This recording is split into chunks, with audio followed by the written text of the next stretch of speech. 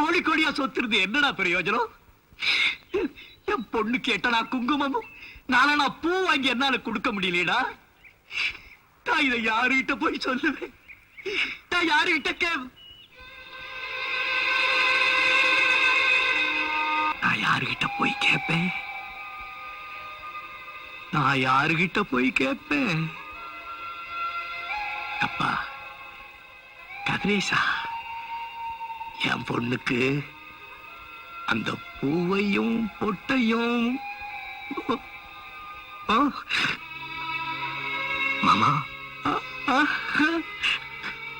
உங்க முன்னால நான் தோல் துண்டு கூட என்னையே போய் நாச்சியாக இடத்துல எனக்கு அந்த